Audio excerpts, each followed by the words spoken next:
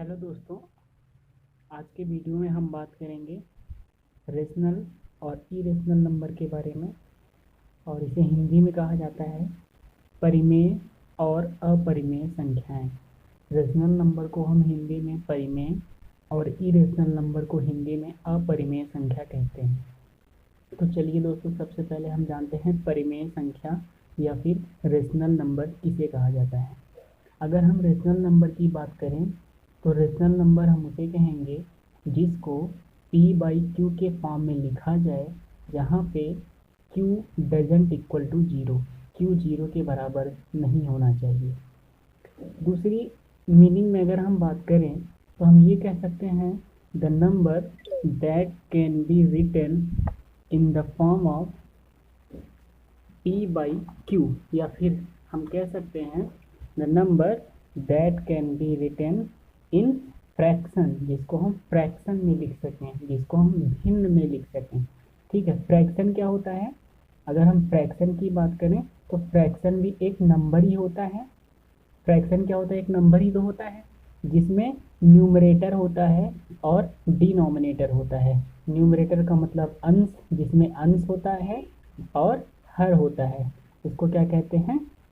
Fraction कहते हैं। ठीक है, तो परिमेय संख्या किसको कहते हैं? जिसको हम फ्रैक्शन के फॉर्म में लिखें, या फिर हम कह सकते हैं जिसको हम p/q के फॉर्म में लिख सकते हैं, जहाँ पे q doesn't equal to zero, जहाँ पे q जीरो के बराबर नहीं होता है। ठीक, तो चलिए कुछ एग्जाम्पल देखते हैं। अगर हम एग्जाम्पल की बात करें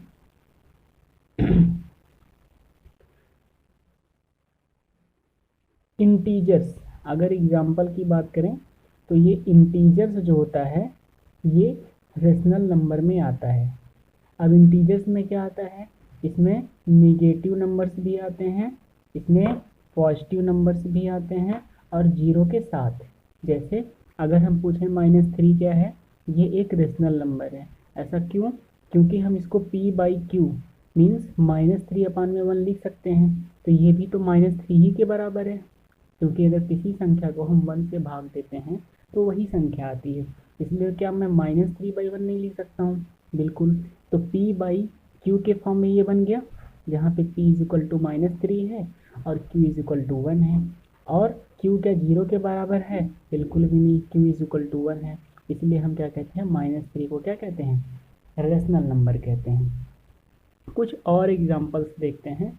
जैसे कि अगर हम कुछ और एग्जांपल की बात करें, जैसे अगर हमने लिखा है 5.123 123 123, और ये इनफाइनाइट तक डॉट इनफाइनाइट तक जा रहा है, तो इस केस में यहाँ पे देखिए 5.123 ये नंबर बार बार रिपीटेड हैं, तो हम इसके ऊपर बार लगा देते हैं। जो नंबर बार बार पॉइंट के बाद रिपीट करते हैं उनके ऊपर हम बार लगा देते हैं, और इस नंबर को भी हम क्या कहेंगे? रेशनल नंबर कहते हैं। क्यों? क्योंकि रेशनल नंबर को जो बार वाले नंबर्स होते हैं उसको p/q के फॉर्म में बनाया जा सकता है। नेक्स्ट वीडियो में हम आपको बताएंगे किस तरीके से बार वाले नंबर्स को हम p/q के फॉर्म में बना सकते हैं। कुछ और एग्जांपल्स देखते हैं। जैसे अगर हम आपसे पूछें कि जीरो क्या है? जीरो, तो जीरो भी रेशनल नंबर है। कैसे रेशनल नंबर है? क्योंकि हम 0/1 लिख सकते हैं। ये देखिए, ये p हो गया, और ये क्या हो गया? q हो गया। q 1 है और p 0 है। हमारी कंडीशन फुलफिल हो रही है। परिमेय संख्या किसे कहते हैं? p/q के फॉर्म में लिखा जा सके और q doesn't equal to zero, तो सारी दोनों कंडीशन हमारी फुलफिल हो रही है, इसलिए हम इसको क्या कहेंगे? रेशनल नंबर कहेंगे। इसलिए इसको क्या कहेंगे? रेशनल नंबर कहेंगे।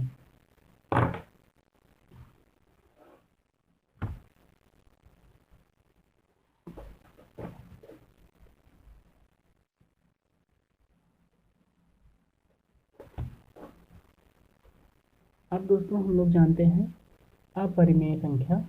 अब हम लोग समझते हैं कि अपरिमेय संख्या किसे कहते हैं। अपरिमेय संख्या किसे कहते हैं? The number that can't be written in the form of p/q, जिसको हम p/q के फॉर्म में ना लिख सकें, उसे हम क्या कहते हैं? उसे हम अपरिमेय संख्या कहते हैं। या फिर the number that can't be written in fraction, जिसको कि हम फ्रैक्शन में भी ना लिख सकें। अभी हमने आपको बताया था कि फ्रैक्शन क्या होता है, जिसमें न्यूमरेटर होता है और डिनोमिनेटर होता है। तो ऐसा नंबर जिसको हम न्यूमरेटर और डिनोमिनेटर के फॉर्म में ना लिख सकें उसे हम क्या कहते हैं, अपरिमेय संख्या कहते हैं।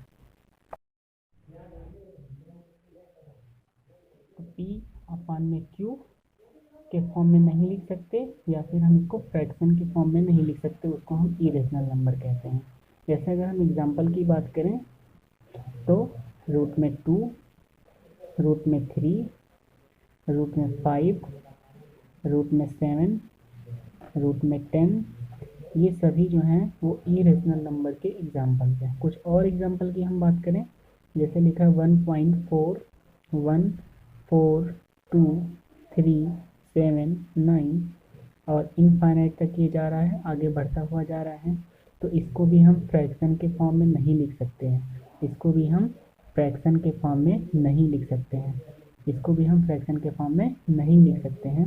इसलिए क्या कहलाएगा, ये इरेशनल नंबर कहलाएगा। ऐसा क्यों होता है, क्योंकि देखिए पॉइंट के बाद कोई भी नंबर बार बार रिपीटेड नहीं है, और जब रिपीटेड नहीं होता तो हम उसको पी वाई क्यू के फॉर्म में बना नहीं सकते हैं। इसीलिए हम इसको क्या कहते हैं, फ्रैक्शन के फॉर्म में हम इसको चेंज नहीं कर सकते हैं, और अगर फ्रैक्शन के फॉर्म में चेंज नहीं कर पाएंगे तो हम इसको इरेशनल नंबर बोलेंगे।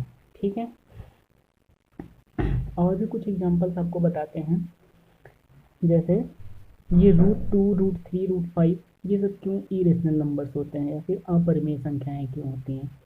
तो जी ये जो √2 की जो वैल्यूज़ होती हैं, जो हम लोगों ने लर्न कर रखा है, जो हम लोगों ने याद कर रखा है, 1.414 ही याद करके रखा है। अगर कहीं पे √2 आता है तो उसके प्लेस में हम ये वैल्यू पुट करते हैं, लेकिन एक्चुअली ये √2 की वैल्यू और भी बहुत ज़्यादा है, जिसको कि हम क्या करते हैं, नेगलेक्ट मान के छोड़ देते हैं।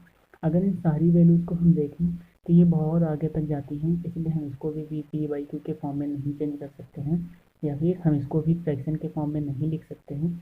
इसीलिए इसको क्या कहते हैं, इरेशनल नंबर्स कहते हैं। Thank you.